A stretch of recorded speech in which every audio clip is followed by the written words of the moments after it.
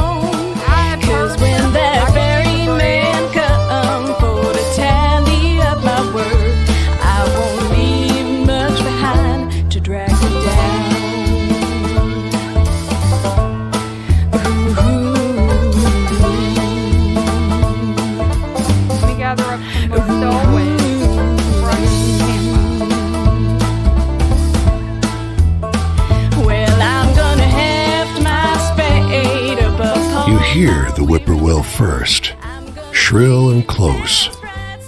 Then you see him, high up above the black streaks of wires. A lineman, fraying belt holding him to the pole. The damned bird has come to perch on a power line, stare hungrily at the man's soul. He's unsteady. His hands are shaky, and his body sways in the wind. You spot his tool bag next to the pole, worn and frayed, much like the man. A half-gone bottle of cheap rye pokes out of it. I'm gonna walk away. You leave the man to his work and his vices. The whippoorwill cheers you on. Whatever it's waiting for from the drunkard lineman, it'll eventually get.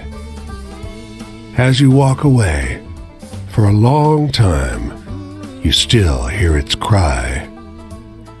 Whippoorwill, whippoorwill, whippoorwill. And by and by, I'll see them far and long. 'Cause when the night comes down for the take. These fellas are lounging in the front of a half-finished office building, taking their lunch break. Hey, one calls, waving you down. Rick was telling us the story. Listen, okay? And you tell us if it's bullshit or not. Okie dokie. Rick, a credulous-seeming fellow, starts telling you a story about the talking seagulls who tell fishermen where to find the best catch. You realize it's the story of the fisherman and his fish-calling seagulls, but changed in a few minor ways. So it's definitely part bullshit, right? But also a little real. It's not. Half the group groans. How the hell is that supposed to be a real story? Exclaims the man who waved you down. You're all the most gullible pieces of shit I've ever met. The other half of the group, vindicated, shares a bottle of pop with you.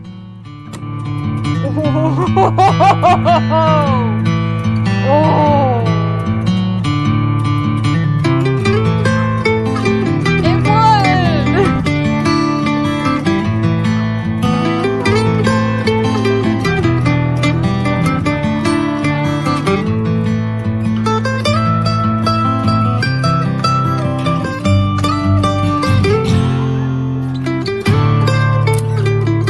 Outside the small thicket of apple trees, the phrase "tended to by John Chapman" is carved into a fence post. Nearby, a hound lies on its side, perfectly still. Flies buzz around its ears. But a grizzled man pauses at his digging to shoo them off. There's an extra shovel. With it, the two of you make short work of the grave. He tells you about his beliefs, why he's raising apple orchards in the middle of the country. It's a sin to graft, he tells you. Hurts the tree. Eventually, the hole is deep enough. He stoops to the ground and lowers the pup into the earth. Tears flow freely. I'll see him again in heaven, he tells you. Our souls are bound by love. He wipes his eyes. I don't think I can bear to stay here, though. Maybe I'll set out again. Oh my god, he was burying his dog. Oh, poor guy.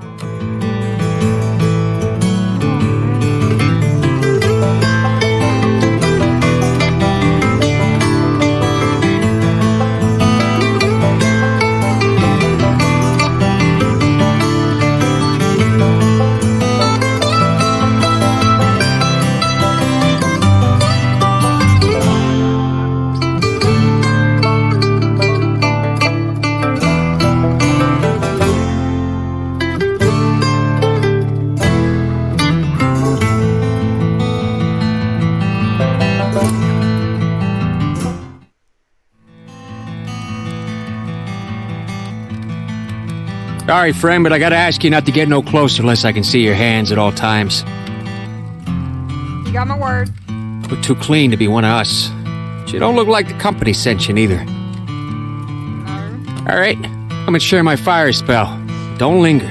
These hills is full of ears. Don't think just 'cause you can't see no one that you're safe. And I'll give you cornbread. Don't be so sure of me neither. You'll give me cornbread, but don't be sure of him either. What you putting in your cornbread? See anything exciting out there on the road? Mostly I just seen dogs. Yeah, I've seen things exciting.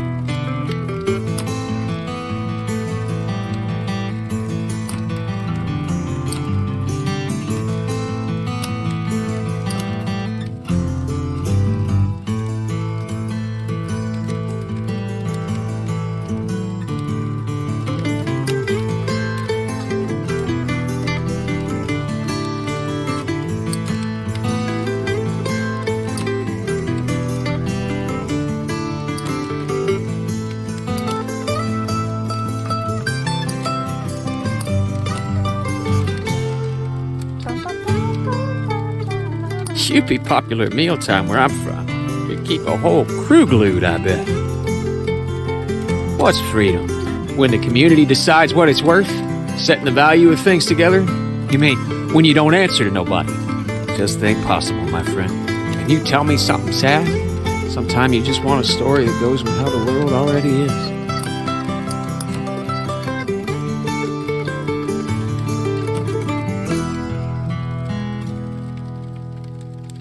Damn, that one hurts. But it's a good hurt. It's sorrow's one thing we all share.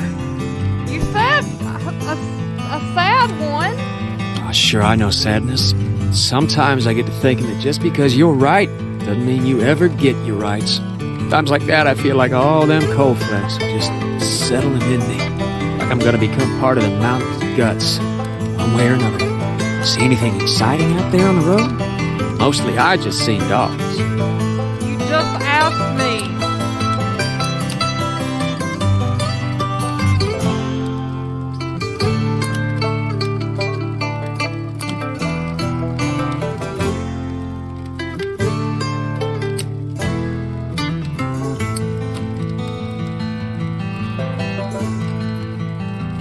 Brings me back. There was a time when me and Big Ben could just enjoy exciting stories like this one. Innocent.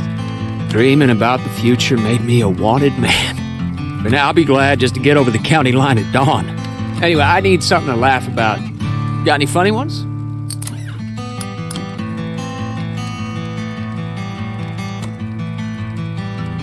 don't have really any funny ones. Well, just seems like wishful thinking to me. The past. I remember looking between my mama's ankles down the road. Every evening, she'd be whispering. Still don't know if she would count the workers or praying about them. I need a laugh. Know any good jokes?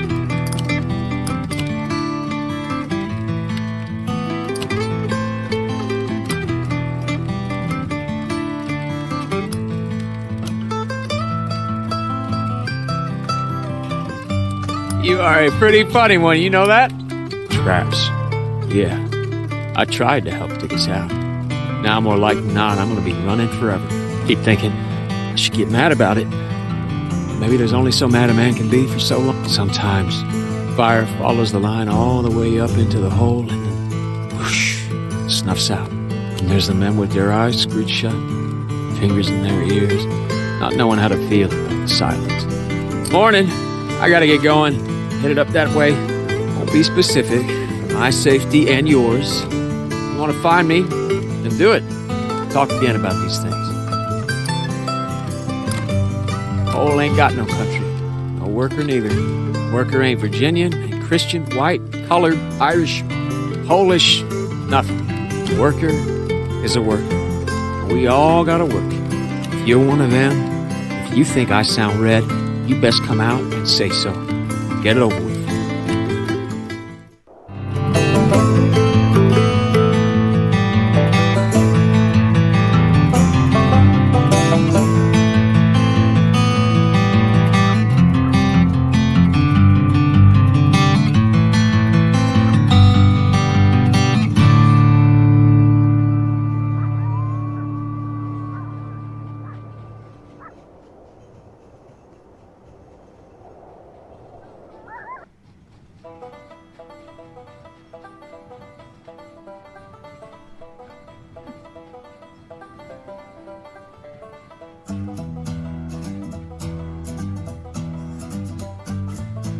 Oh my god, there were so many people.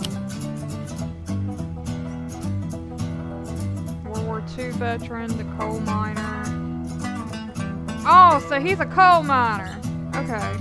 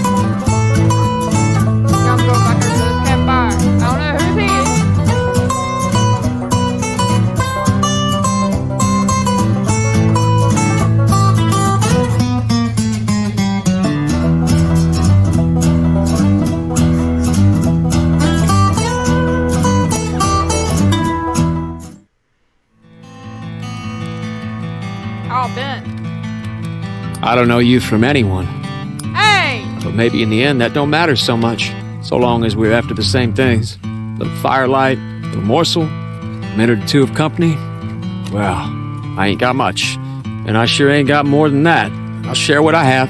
You'll do the same for a stranger one day by and by. See anything exciting out there on the road?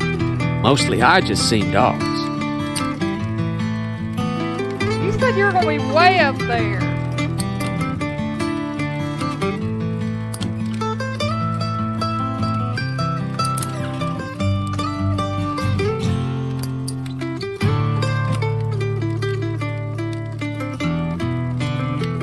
That's supposed to be scary? Well, huh. All right. Bondage. My brother, Big Ben, he went down deep every day, picking the coal to bits with his bare fingers. I thought he was a man so soon. Those bloody fingertips all swole up like they do. And he had a mule, too. Load up with the bits. Name a baby, that mule. I wanted one. Well, I got my day at work in the end. And I always wondered whether one day they'd excavate the bones. My brother and baby, from when they got trapped down there. Can hardly remember my brother, but I still think a lot about how his bones got no rest. You could say I think a lot about that. Can't get it out of my head. I need a laugh. Know any good jokes?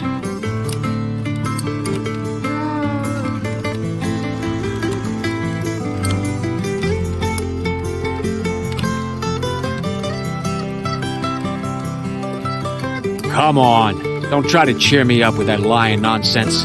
The future? With all due respect, friend, I find this prognosticating a little ungodly. Just a little. Prognostic. I can't even say that word. All I can say is I hope whoever's up there sees fit to make it turn out so this'll all have been for something. It has to turn out. That's the only point in keeping on. And that's true no matter what you're on this earth for, ain't it? See anything exciting out there on the road? Mostly I just see dogs. About the scarecrow. Are you trying to scare me? Every man in the last meeting I ran could tell you a story scarier than that right off the top of his head. Authority means being afraid, even though you know you're not the one in the wrong. And you can't show your fear, because you got all the others counting on you, looking to you about what to do. I had no time to get frightened, not even when they were dragging Union men and strangers alike out to the hills to get shot on suspicion of being Reds. You just had to tell the workers again and again how it was going to go right for them in the end. Even though sometimes I wasn't so sure myself. Anyway, I need something to laugh about. Got any funny ones?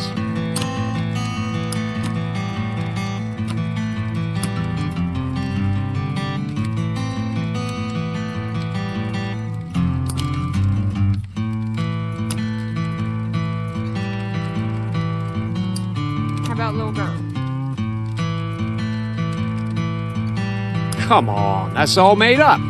This country? Pretty here. How many human bodies you think it's built on? I'm just being figurative. Mostly. I don't know. Got any funny stories? Must have a couple.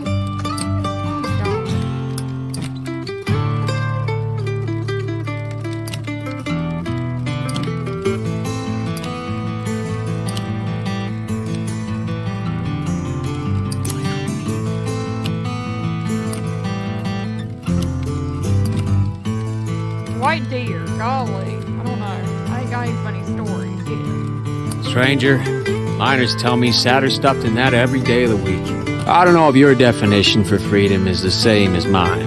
One day they might quit chasing after me, and one day the Union might get our rights writ down and everybody following. After that, good am I. Nothing left to organize. I'm a miner again. Nothing left but to go back down and get coal. Here comes the dawn. Headed out this way. Can't say where specifically. My safety and yours, you understand. My journey ain't so long as the crow flies, but it's winding. Detours for hiding, for dodging dogs, and with guns. See, I don't have to run from you, though.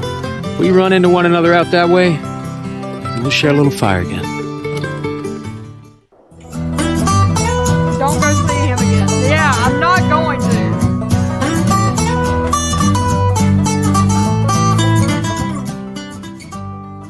He is right there. You know what? I'm gonna go over here and catch the train and see if I get caught.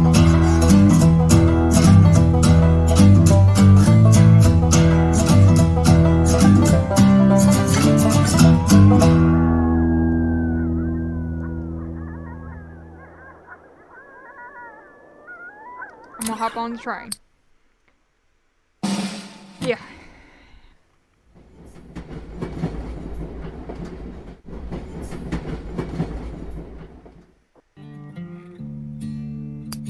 You hop off the boxcar and successfully sneak your way out of the train yard without catching any unwanted attention. Finally! Where am I? Well, I'm gonna scroll my name. You spend a while in the cool shade at this gas station. You notice 3 kids sitting beside their family car with their parents, while their parents argue loudly with the cashier inside. Karen! Oh, it's a Karen! The children seem embarrassed. You see the oldest brother lean over and distract the siblings with a story. It's Karen! He tells them a story about the killer pigeons. You realize almost instantly that he's telling a new version of the tale of the Pigeon Keeper, but with new, exciting, over-the-top details. When the parents come stomping furiously out of the gas station, you make yourself scarce, missing the end of the boy's new story.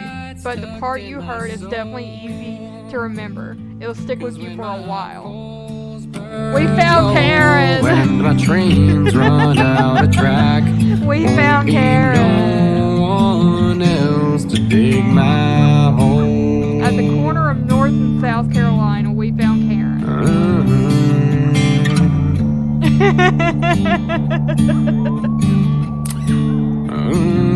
You rest in a field where a well-dressed stranger talks your ear off on all manner of subjects.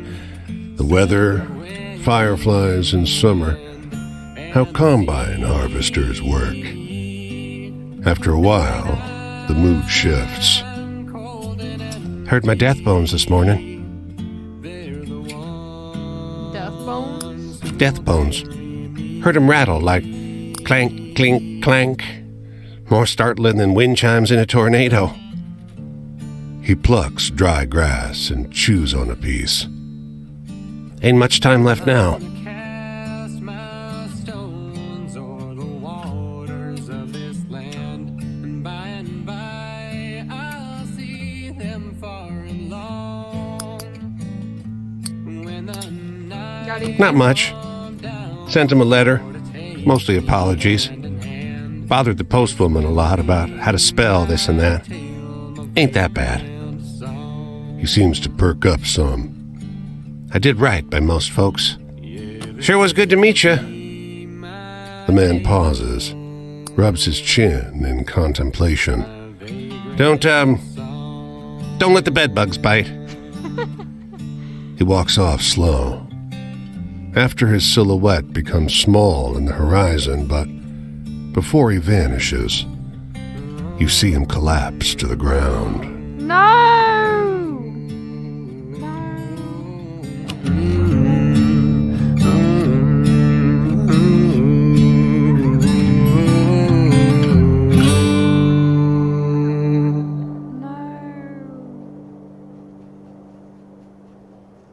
Yeah, he died, guys.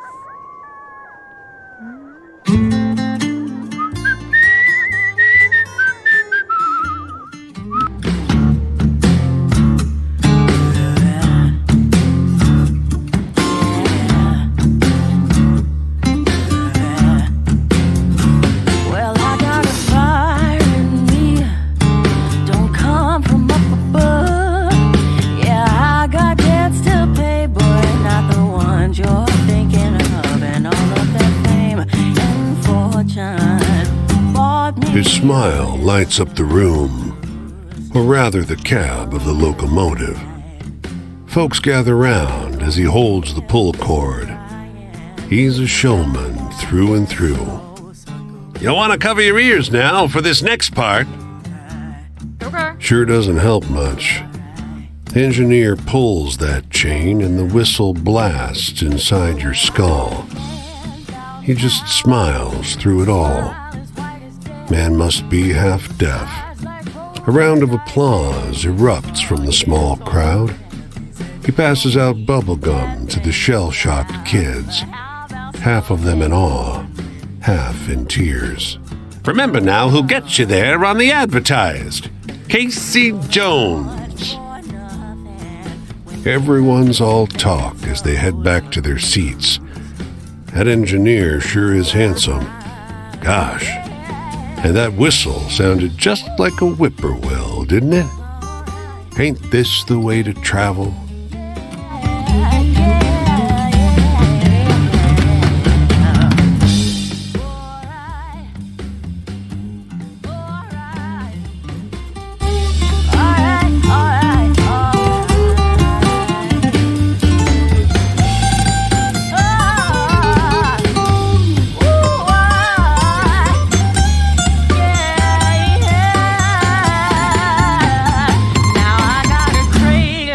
Chest, this hole ain't gonna heal, and the thing Cracking of guitar strings is about the only thing I feel. And if there was second chances, I don't know which way I would choose. A preacher watches you with an odd look, suspicion, pity. He beckons you into the church and starts counting cash out of the donations box. Hush, he says, trying to silence your things. He piles the coins into your hand. You look like you need it more than we do.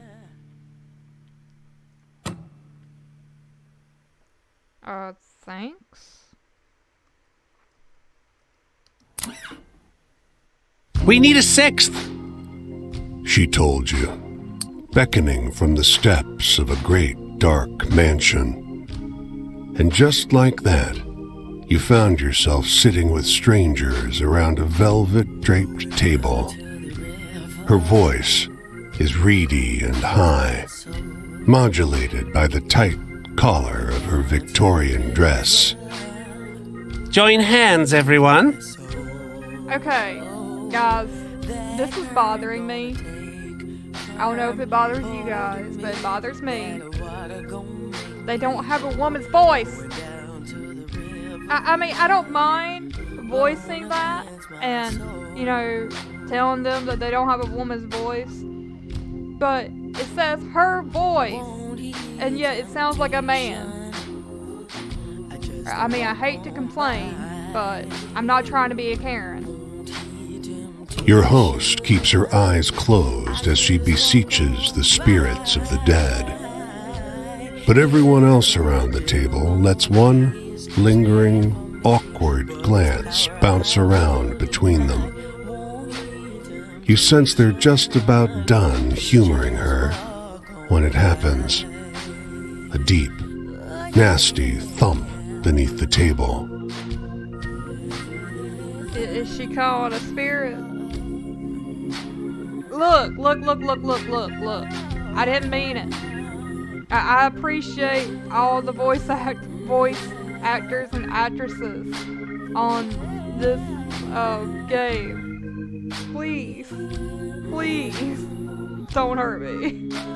The whole table starts to shake, threatening to lift right off the ground. And then, the staid candle flames start flickering like mad, casting ghastly shadows on the walls. And then, a viciously cold wind cuts through the parlor like sharpened ice. I'm gonna keep holding on. The damned candles are dancing in midair around you now, singeing a hair here and there off the coiffed heads of these well-heeled guests. You notice your host across the table has her eyes open wider than they should go, a rivulet of blood dripping from her nose. I'm gonna keep holding. She is freaking me out. When you come to your senses, sunrise has begun to creep in.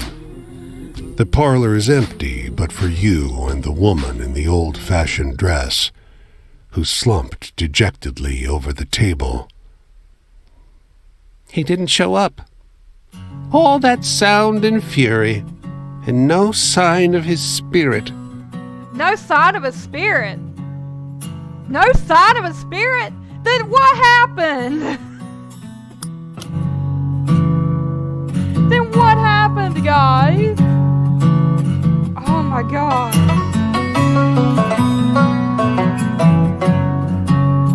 Then what happened?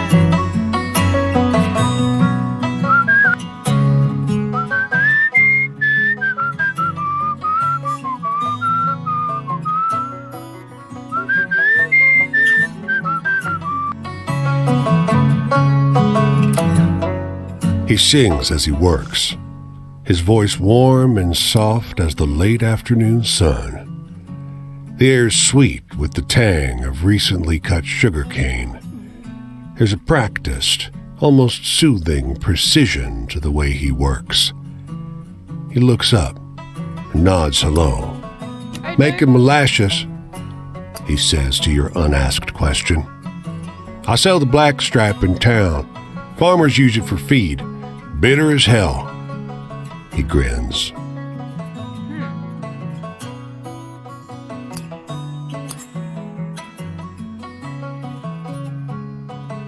Got some set aside.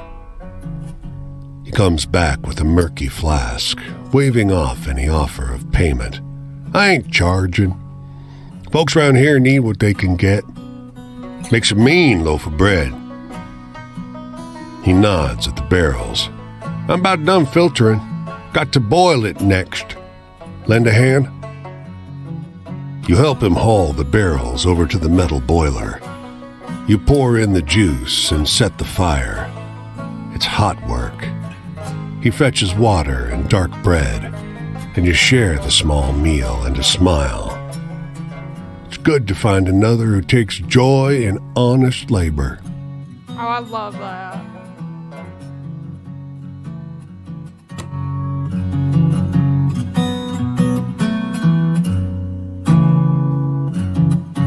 Well, guys, I hate to end it, but unfortunately I gotta do some stuff. So I really, really do appreciate it. I know it was a short stream, but I plan on doing 2 videos a week this week for YouTube. So YouTube is linked down in the description below. And go over there and subscribe. Let me know what you think of where the water tastes like wine. I'm really, really enjoying it. And my game didn't crash this time,